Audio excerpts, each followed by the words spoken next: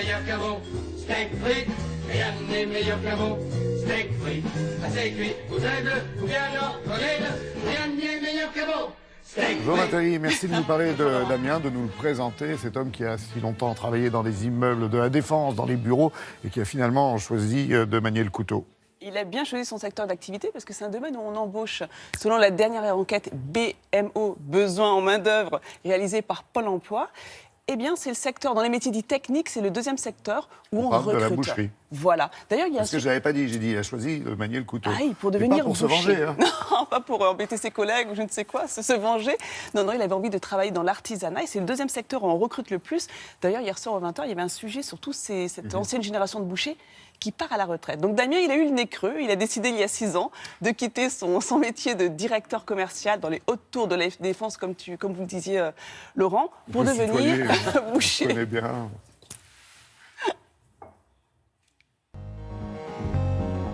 « 6h du matin, les halles Notre-Dame de Versailles sont en pleine activité. Nettoyage des allées, arrivée des commerçants, mise en place des étals.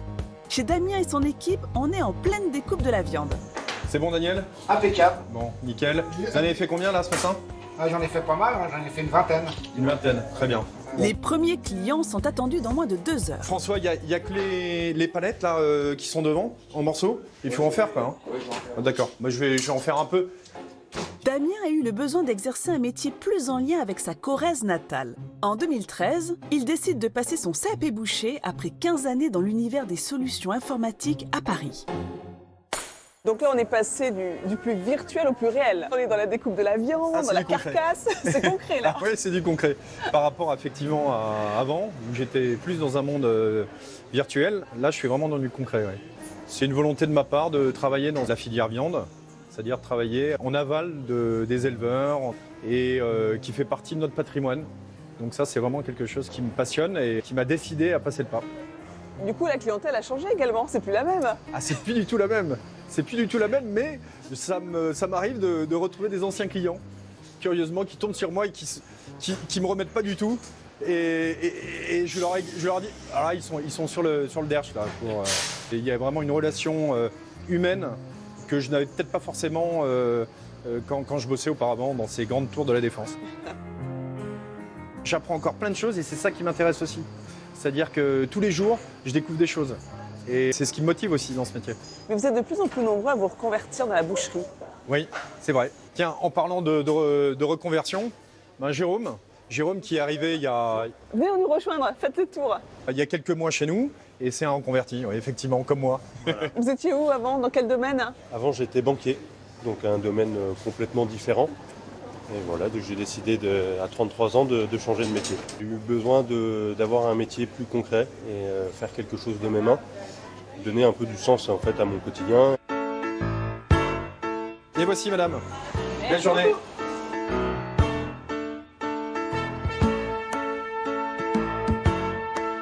Après, il faut le rappeler, changer de vie, c'est pas évident.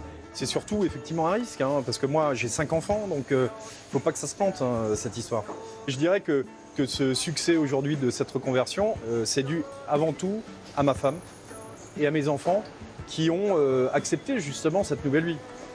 Parce que c'est pas de week-end, c'est d'élever très tôt, c'est un travail qui est extrêmement important. Je suis patron également, donc j'ai une équipe, il faut que ça tourne.